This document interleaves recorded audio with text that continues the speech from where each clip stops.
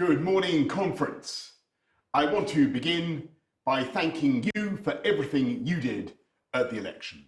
Pounding the streets in the middle of winter, prodding leaflets through the letterbox and into the jaws of dogs to save this country from socialism and to win this party the biggest election victory in a generation.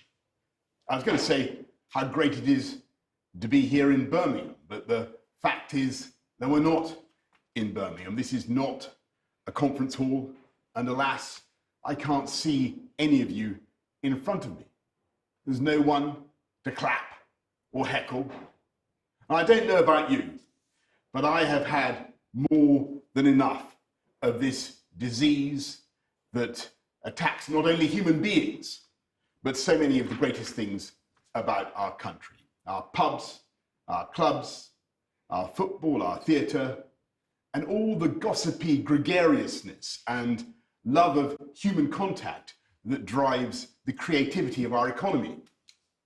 And so I want to thank you all for zooming in, and I can tell you that your government is working night and day to repel this virus, and we will succeed, just as this country has seen off every alien invader for the last 1,000 years.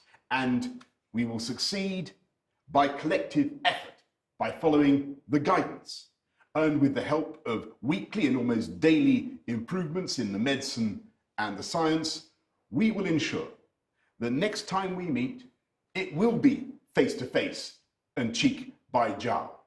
And we're working for the day when life will be back to normal. Flying in a plane will be back to normal, and hairdressers will no longer look as though they're handling radioactive isotopes.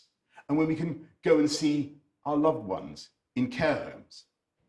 And when we no longer have to greet each other by touching elbows, as in some giant national version of the birdie dance. I know the people of this country are going to defeat this virus because I've seen how the country's responded before, with the energy and self-sacrifice of the NHS, the care workers, the armed services, the spirit that was incarnated in the boundless devotion of Captain Tom Moore. But after all we've been through, it isn't enough just to go back to normal. We've lost too much. We've mourned too many. We've been through too much frustration and hardship just to settle for the status quo ante, to think that life can go on as it was before the plague. And it will not, because history teaches us that events of this magnitude, wars, famines, plagues, events that affect the vast bulk of humanity, as this virus has, they don't just come and go. They are more often than not the trigger for an acceleration of social and economic change, because we human beings will simply not content ourselves with a repair job. We see these moments as the time to learn and to improve on the world that went before. And that's why this government will build back better. And to explain what I mean by build back better, I'll use a medical metaphor. I've read a lot of nonsense recently about how my own bout of COVID has somehow robbed me of my mojo. And of course, this is self-evident drivel, the kind of seditious propaganda that you would expect from people who don't want this government to succeed, who wanted to stop us delivering Brexit and all our other manifesto pledges. And I can tell you that no power on earth was and is going to do that. And I could refute these critics of my athletic abilities in any way they want. Arm wrestling, leg wrestling, Cumberland wrestling, sprint off, you name it. And yet, I have to admit, the reason I had such a nasty experience with the disease is that although I was superficially in the pink of health when I caught it, I had a very common underlying condition. My friends, I was too fat. And I've since lost 26 pounds, and you can imagine that in bags of sugar. And I'm going to continue that diet because you've got to search for the hero inside yourself in the hope that that individual is considerably slimmer. And when you look at the general economic condition of the country, when we went into lockdown, there was a an analogy, a similarity, because we were on the face of it in pretty good shape. We had a record number of people in jobs, we had record low unemployment, we were seeing growing exports, and of course the only reason, as Rishi Sunak has pointed out, that in the last few months we've been able to cope with the cost of the pandemic, to look after jobs and livelihoods in the way that we have, is that in previous years we had sensible conservative management of public finances. And yet, if you looked more carefully, you could see, and indeed many of us said so at the time, that the UK economy had some chronic underlying problems. Long-term failure to tackle the deficit in skills, inadequate transport infrastructure, not enough homes people could afford to buy, especially young people, and far too many people across the whole country who felt ignored and left out, that the government was not on their side. And so we can't now define the mission of this country as merely to restore normality. That isn't good enough. In the depths of the Second World War, when just about everything had gone wrong, the government sketched out a vision of the post-war New Jerusalem that they wanted to build. And that's what we're doing now, in the teeth of this pandemic. We're resolving not to go back to 2019, but to do better, to reform our system of government, to renew our infrastructure, to spread opportunity more widely and fairly, and create the conditions for a dynamic recovery that is led not by the state, but by free enterprise. We need to move fast, not just to deal with the immediate economic fallout, but because after 12 years of relative anemia, we need to lift the trend rate of growth. We need to lift people's incomes, not just go back to where we were. And it's clear from COVID that we need the economic robustness to deal with whatever the next cosmic spanner may be hurtling towards us in the dark. And the only way to ensure true resilience and long-term prosperity is to raise the overall productivity of the country. And the bedrock of national productivity is, of course, something that we are responsible for, having great public services on which everyone, families, businesses, investors, can rely. That means first, a great health service. And so it's right that this government is pressing on with its plan for 48 hospitals. Count them, that's 8 already underway, and then 40 more between now and 2030. We need to get on with recruiting the 50,000 more nurses, and I'm proud that we have 14,000 more since this government came into office. 14,000 more nurses now under this Conservative government in the last year, and yet that isn't enough. We've seen the frantic global scrabble for vaccines, for therapies, and so now we're doubling our funding for all types of revolutionary scientific breakthroughs with a national advanced research and projects agency. And while we're at it, we'll do what all governments have shirked for decades. We will fix the injustice of care home funding, bringing the magic of averages to the rescue of millions. COVID has shone a spotlight on the difficulties of that sector in all parts of the UK. And to build back better, we must respond. Care for the carers as they care for us. And if we're to raise productivity and encourage investment in the UK, then there is one thing we must do as a matter of basic hygiene, and that is to fight crime. And so, yes, we are fulfilling our manifesto commitment to put another 20,000 officers out on the street, and I'm proud that we've already recruited almost 5,000. But fan though I am of the police, we need to see results, not just spending. So we're also backing those police up, protecting the public by changing the law to stop the early release of serious sexual and violent offenders, and stopping the whole criminal justice system from being hamstrung by what the Home Secretary would doubtless and rightly call the lefty human rights lawyers and other do-gooders.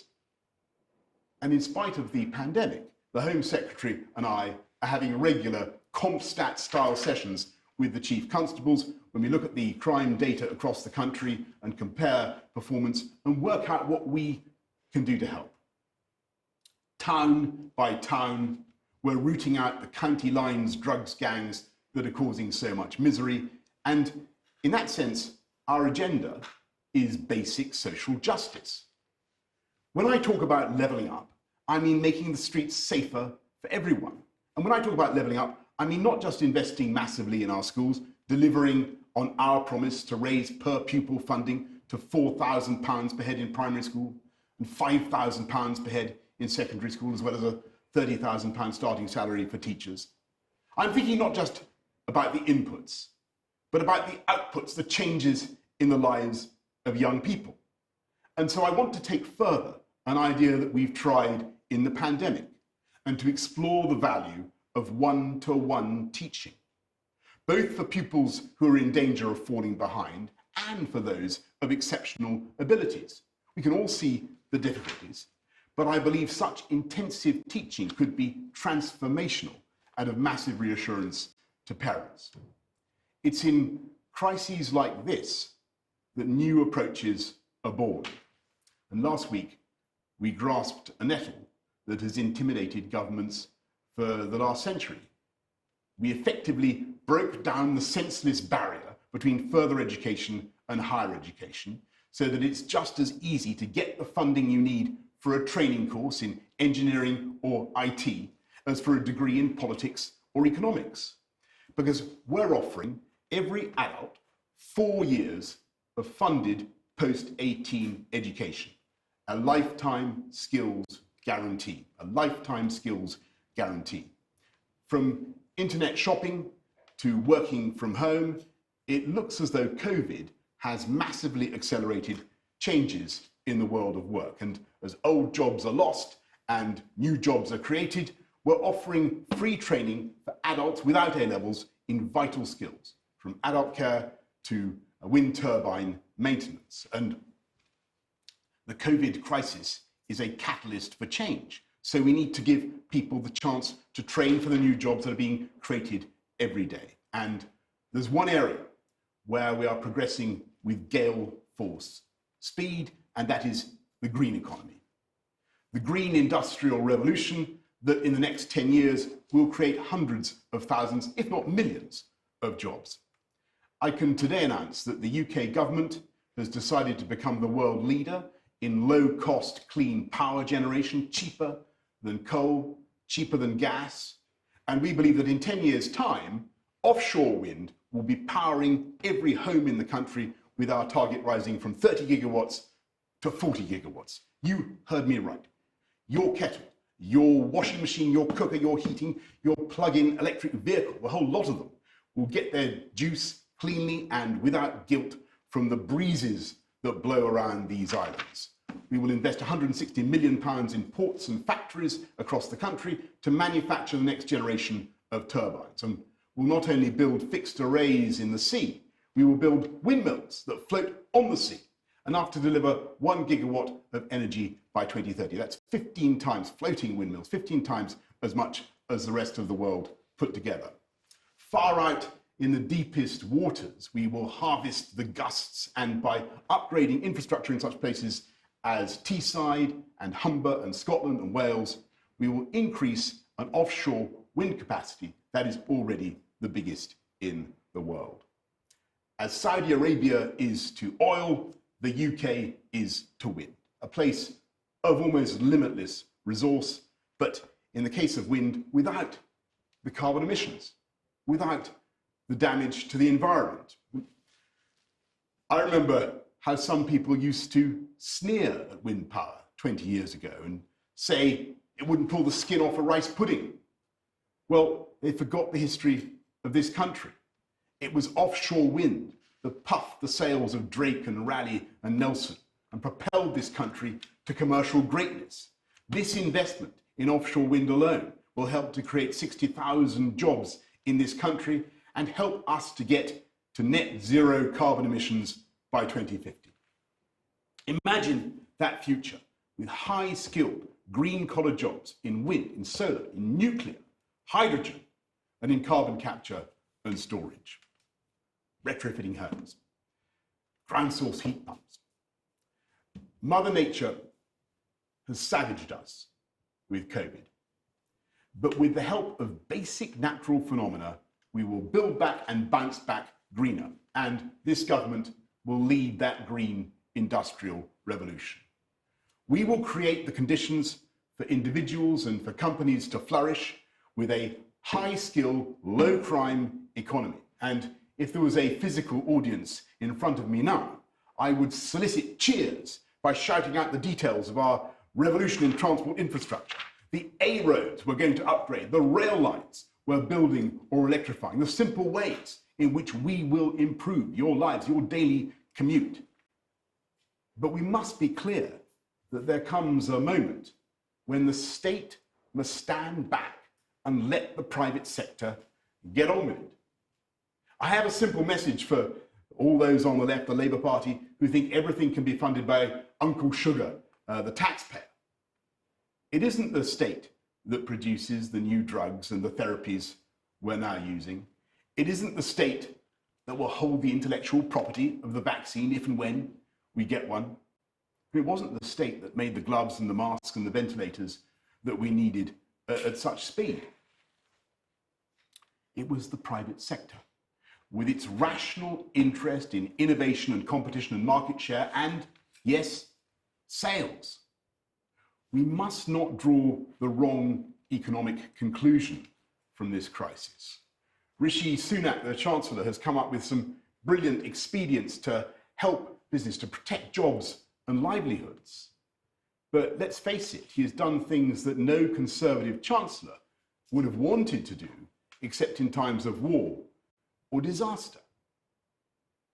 This government has been forced by the pandemic into erosions of liberty that we deeply regret, and to an expansion in the role of the state, from lockdown enforcement to the many bailouts and subsidies that go against our instincts. But we accept them because there is simply no reasonable alternative. And yet on the left, in the Labour Party, there are many who regard this state expansion as progress and who want to keep the state supporting furlough forever, keep people in suspended animation, and who want to keep the state preempting and spending almost half our national income. We Conservatives believe that way lies disaster, and that we must build back better by becoming more competitive, both in tax and in regulation. We need to make this the best place to start a business, the best place to invest, and we need to unleash the urge not just to build, but to own. We need to fix our broken housing market. When COVID struck, there were millions of people, often young people, who found themselves locked down in rented accommodation, without private space, without a garden, forced to use ironing boards for desks and bedrooms for offices. And I know that there are many people who are, of course, very happy with renting, the flexibility that it offers. But for most people, it is still true that the overwhelming instinct is to buy. And many of them simply can't, not because they can't afford the mortgage, but because they can't afford the deposit. And the disgraceful truth is that levels of owner occupation for the under 40s have plummeted in this country, and millions of people are forced to pay through the nose to rent a home they can't truly love or make their own, because they can't add a knob or a knocker to the front door, and in some cases they can't even hang a picture, let alone pass it on to their children.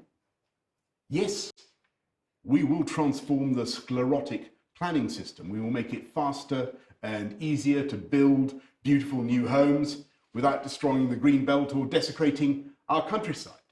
But these reforms will take time, and they're not enough on their own. We need now to take forward one of the key proposals of our manifesto of 2019, giving young first-time buyers the chance to take out a long-term fixed-rate mortgage of up to 95% of the value of the home, vastly reducing the size of the deposit, and giving the chance of home ownership and all the joy and the pride that goes with it to millions who currently feel excluded. We believe that this policy could create 2 million more owner-occupiers, the biggest expansion of home ownership since the 1980s. We will help turn generation rent into generation buy. We will fix the long-term problems of this country, not by endlessly expanding the state, but by giving power back to people. The fundamental life-affirming power of home ownership, the power to decide what colour to paint your own front door. With our long-term fixed-rate mortgages, we want to spread that opportunity to every part of the country. And that is the difference between us Conservatives and the Labour opposition. They may have million-pound homes in North London, but they deeply dislike home ownership for anyone else. We want to level up. They want to level down. We're proud of this country's culture and history and traditions. They literally want to pull statues down, to rewrite the history of our country, to edit our national CV, to make it look more politically correct. We aren't embarrassed to sing old songs about how Britannia rules the waves. In fact, we're even making sense of it with a concerted national shipbuilding strategy that will bring jobs to every part of the UK, especially in Scotland. And we believe passionately in our wonderful union, our United Kingdom, while the Labour opposition have done, frankly, nothing to defend the union and continue to flirt with those who would tear our country apart. And I say frankly to those separatist Scottish nationalists who would like this country to be distracted and divided by yet more constitutional wrangling, now is the time to pull together and build back better in every part of the United Kingdom. We believe in global Britain as a proud, independent and outward-looking country, and next year we will lead the world at the G7 and at the COP26 summit in Glasgow, with 3 great campaigns to bring the world together, to heal the world, tackling the virus, tackling climate change and championing global free trade. We have confidence in our values and our diplomacy, and be in no doubt that they are secretly scheming to overturn Brexit and take us back into the EU. We believe in our fantastic armed services as one of the greatest exports that this country has. They, the Labour Party, can't even vote for measures to protect veterans from vexatious prosecutions 50 years later when no new evidence is supplied. And throughout this pandemic, it is this government that has taken the tough decisions, because we believe that there are no easy answers, while they've simply sniped from the sidelines. Well, my friends, we have no time now to focus on Captain Hindsight and his regiment of pot-shot, snipe-shot fusiliers. I want you to raise your eyes, and I want you to imagine that you're arriving in Britain in 2030, when I hope that much of the programme that I have outlined will be delivered. And you arrive in your zero-carbon jet made in the UK, and you flash your Brexit blue passport or your digital ID, you get an EV electric vehicle taxi, and as you travel around, you see a country that has been and is being transformed for the better, where young people in their 20s and 30s have the joy of home ownership, and where they can bring up children in the neighbourhoods where they grew up themselves, in the confidence that the schools are excellent and that crime is down, and instead of being dragged on big commutes to the city, they can start a business in their hometown, a place that has not only superb transport connections and green buses, but gigabit broadband, and where the workforce is abundantly equipped, not just with university degrees, but with the technical skills that the new economy demands. And among other landmarks, you will see 48 new hospitals and a population that is healthier and happier and quite a bit thinner from a better diet and taking so much exercise in the new cycle lanes, and walking among the millions of trees that have been planted, and going for picnics in the new wild belts that now mark the landscape. You'll notice that the air is cleaner, because most people are now driving EVs, while some of the trucks are actually running on hydrogen. Even some of the trains. And I believe you will see a Britain that is more united than for decades in its constitutional settlement, where Brexit has delivered a new excitement and verve, not just free trade and free ports, but control over our fisheries and the ability to do things differently and better, from innovation in tech and data and finance to improving our standards in animal welfare. Yes, you'll see a country that scrupulously controls its own borders, but which is in some ways more cosmopolitan than ever before, welcoming scientists and artists and people of talent from around the world. A Britain that is proud of our culture and history and unashamed of our heritage, but also unblinkered about the present, embracing every person with love and respect, whatever their race or creed or gender or orientation. That is the Britain we can build. In its way, and with all due respect to everywhere else, the greatest place on earth. Indeed, that is the country and the society that we are in the process of building. And I know that it seems tough now when we're tackling the indignities and cruelty and absurdity of the disease. But I believe it's a measure of the greatness of this country that we are simply not going to let it hold us back or slow us down. And we're certainly not going to let it get us down, not for a moment, because even in the darkest moments, we can see the bright future ahead. And we can see how to build it, and we're going to build it together. Thank you all very much.